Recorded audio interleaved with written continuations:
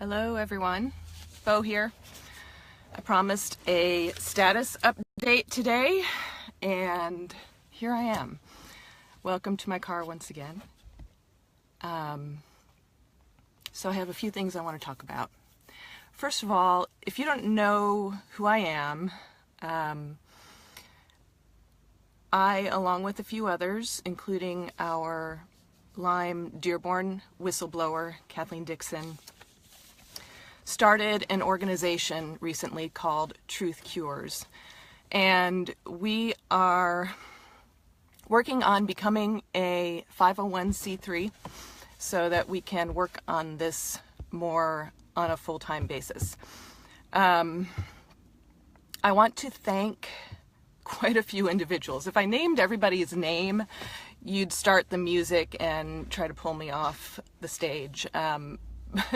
So I'm not going to name everybody, but I do want to acknowledge those who are working with our group and putting in a ton of effort, a ton of time, and working through their own illness and difficulties to get the word out on these important issues facing the Lyme community.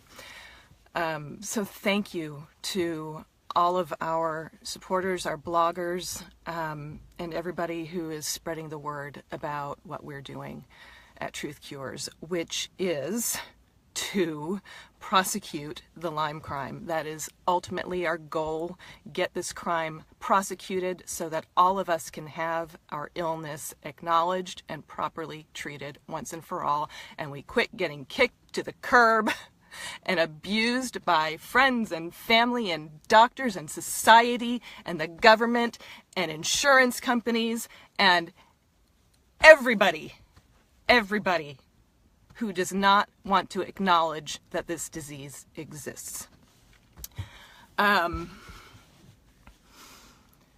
So a little about me, just so you know who you're dealing with here. I am just like you. So if you have Lyme, you know what I mean.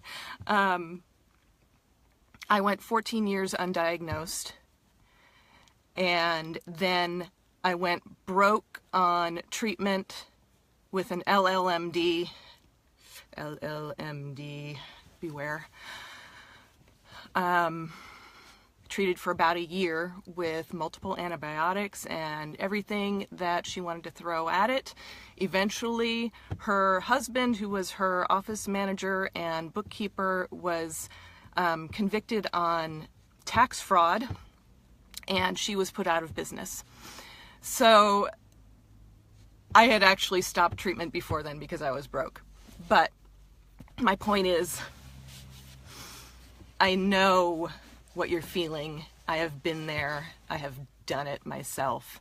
And I went down this rabbit hole because I was sick, and I discovered that my daughter could also be sick, and I was going to fix that, and I was going to find the way to make her better. Well, what I found was that there are millions of us in the same horrific situation, and that I'm actually pretty well off here. So this is my mission.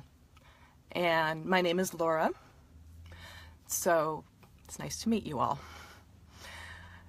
What I want to talk about next is just go back to November 2nd. So last Thursday, I did a video similar to this in my lovely car, where I showed you images of the Western blots that explain why Lyme disease is simply an arthritic knee, and that's why when you say you have Lyme disease, nobody believes you, because if you have Lyme disease, by the government's definition, you're not actually sick.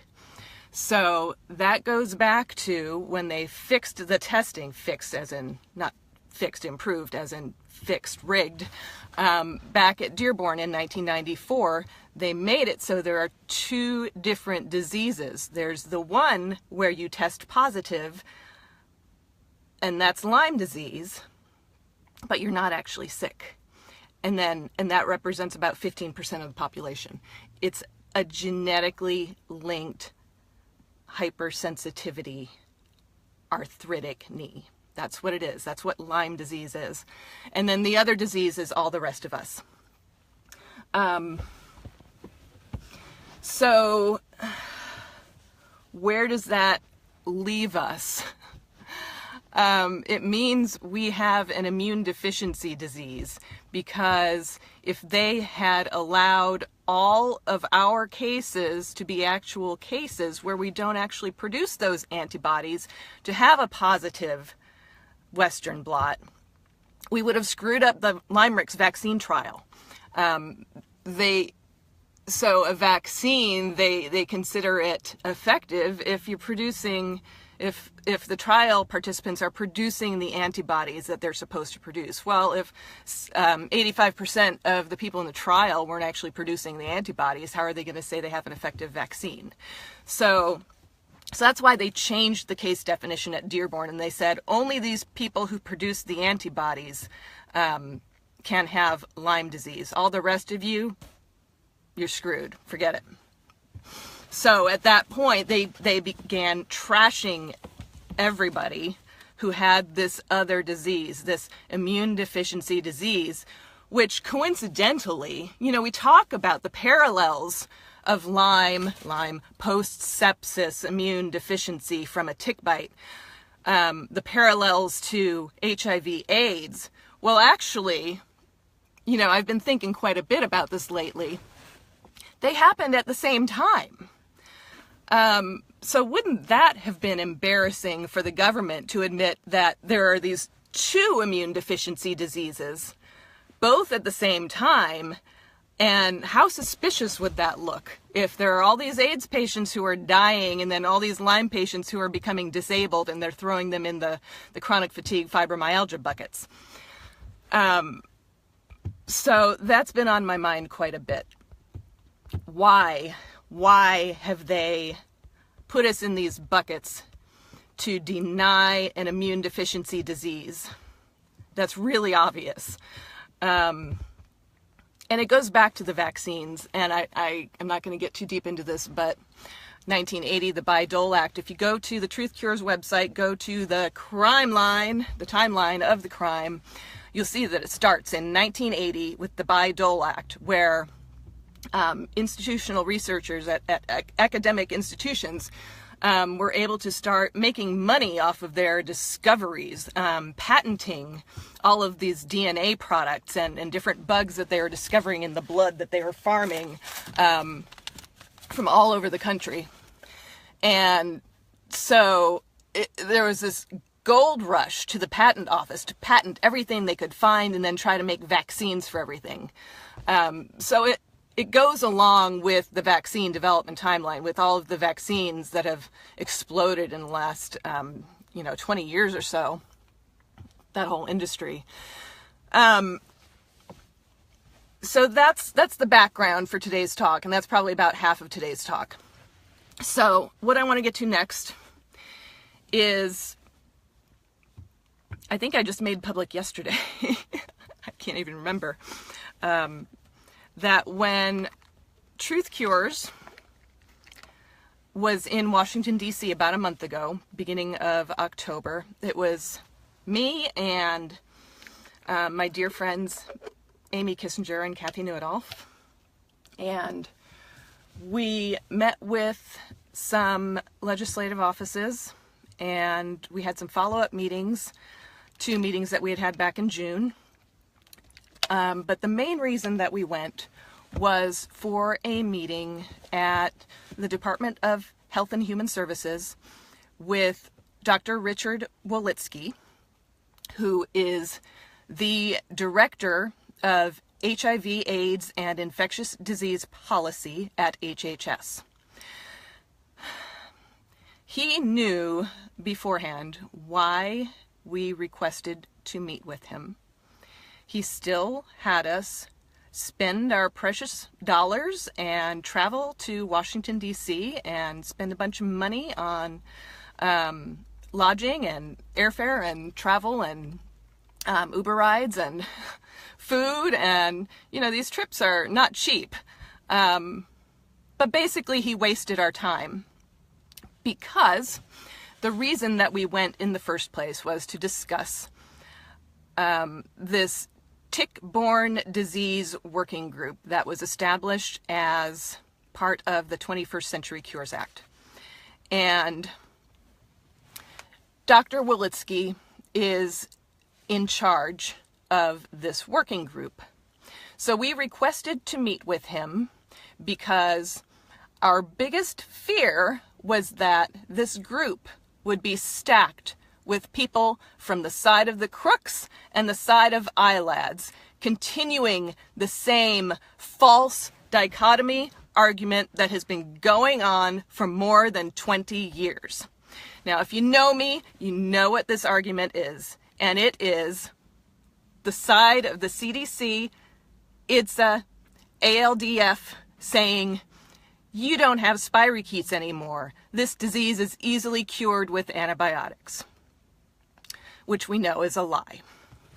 And the other side, the ILAD side, supposedly the patient side, the nonprofits who are supposed to be representing us, saying, oh no, spirochetes do persist, and we need more antibiotics, and we need more research into different combinations of antibiotics, because the ones we have don't work, so we need better antibiotics and more antibiotics.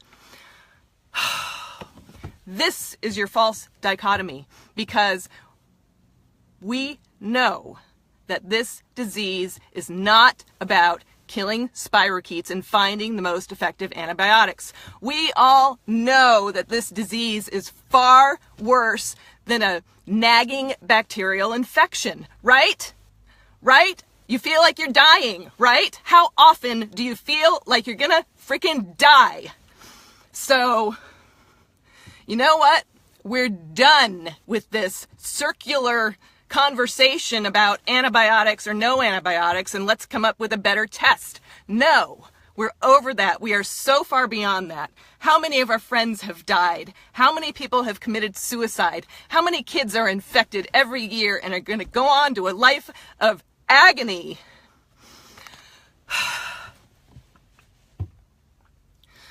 So that's why we asked to meet with Dr. Wolitsky, who is in charge of the Federal Tick-Borne Disease Working Group, which apparently Richard Horowitz has been selected to be on. So, wonderful, wonderful. The guy who dumps his books all over Washington, D.C., is going to be there fighting for what? Himself? Fighting so he can publish another book about his experience on the Federal Working Group? I don't really know.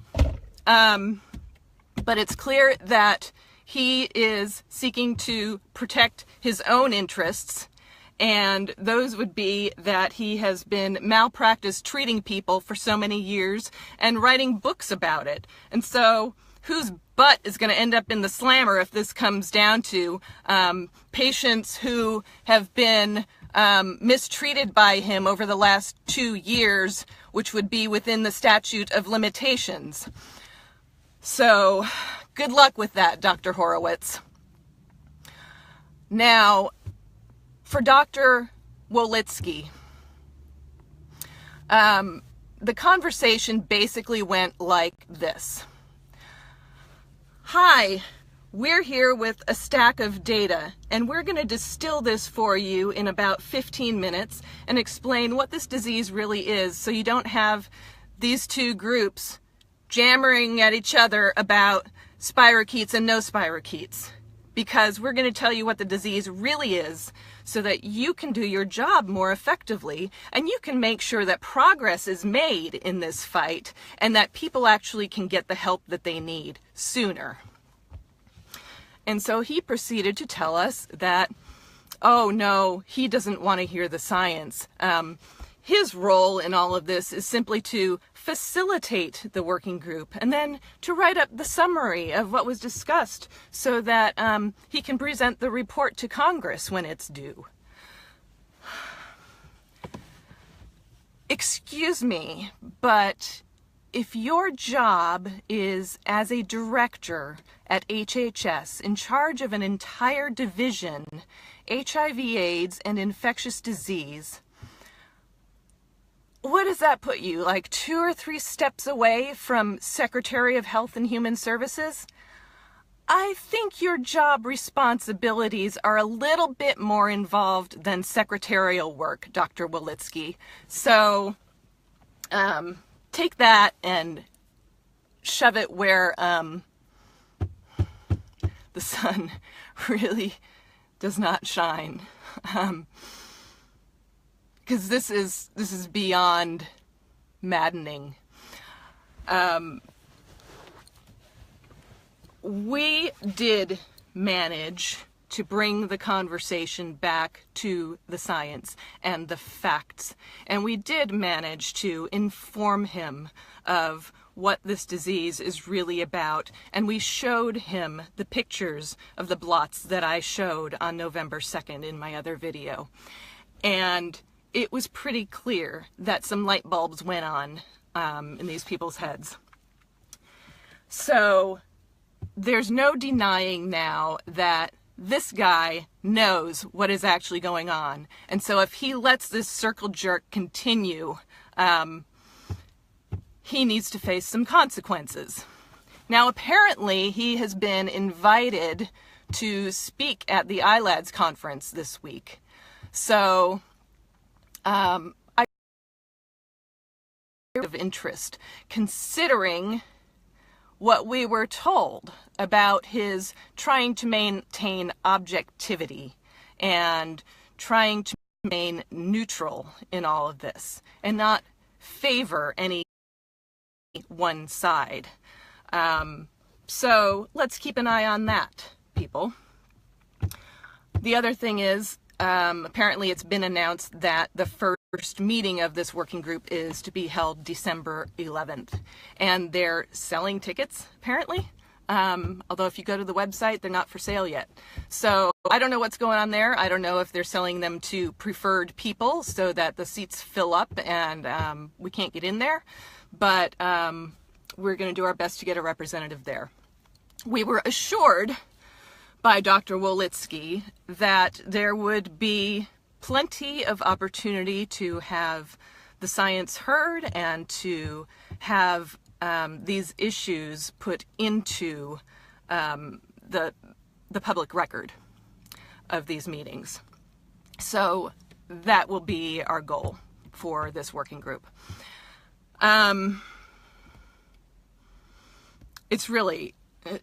It's just such a messed up situation because this working group has been pushed by the nonprofits, LymeDisease.org and the LDA, and this is what they've been gunning for the last, I don't know, like 20 years. They've been trying to get this thing to happen.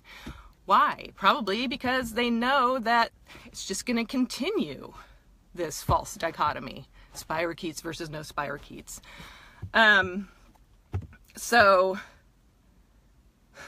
we are not going to just sit by and let this happen. We are going to be loud and vocal, and we are going to confront people the facts and make accountable to the facts. One other thing I wanted to touch on, I mentioned the parallels with AIDS. And I was just thinking, Anthony Fauci has been incredibly silent on the topic of Lyme, whereas he was one of the central figures in the whole HIV/AIDS controversy back. I was thinking that's kind of odd. Why has he been so silent about all of this?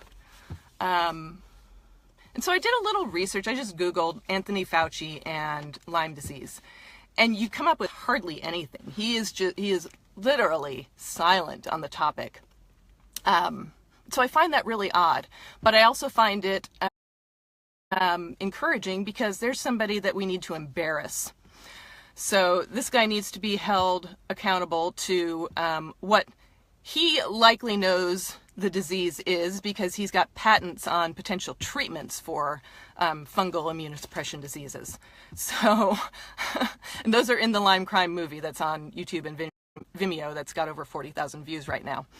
So yeah, we refer to his patent in there. So dude knows what's up. Let's embarrass him. Let's call him out on this. And I wanted to read part of an article from SF Gate, which is a San Francisco Chronicle online. This is from 2004. And this is just an excerpt. By February 1st, 1983, 1,025 AIDS cases were reported, and at least 394 had died in the United States. Reagan said nothing. On April 23rd, 1984, the Centers for Disease Control and Prevention announced 4,177 reported cases in America and 1,807 deaths. In San Francisco, the health department reported more than 500 cases. Again, Reagan said nothing. That same year, 1984, the Democratic National Convention convened in San Francisco. Hoping to focus attention on the need for AIDS research, education, and treatment, more than 100,000 sympathizers marched from the Castro to Moscone Center. With each diagnosis, the pain and suffering spread across America. Everyone seemed to know someone infected with AIDS. Now replace AIDS with Lyme AIDS or tick bite post-sepsis. With each diagnosis, the pain and suffering spread across America. Sorry. Everyone seemed to now know someone infected with tick bite post-sepsis AIDS. Friends, we are already there. Everybody knows one of us. Everybody. We are there. But where are the 100,000 people marching for us? This has to stop. This has to stop now. We've got to get through somehow. And we've got to get loud. We've got to put these tick-borne disease working group people in their place. Hold them accountable to the facts. Make them do their job, which is to get us the help that we need and stop this horrific abuse. This crime against humanity, because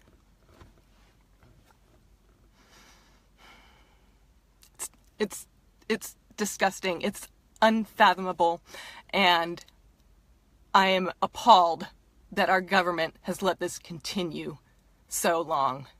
I don't care what they're covering up. I don't care. If it's biowarfare, I don't care. You know, if they're embarrassed that it's another AIDS, I don't care.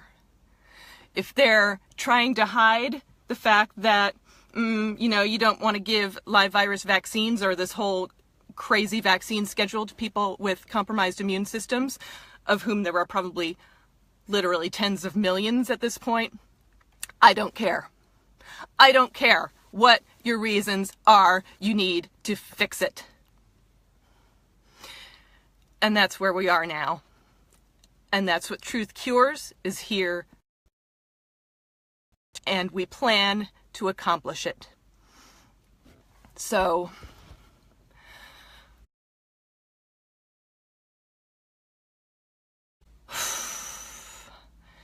thank you, everybody. I think that's enough for now. Thank you for listening, and I will talk to you all again soon. God bless.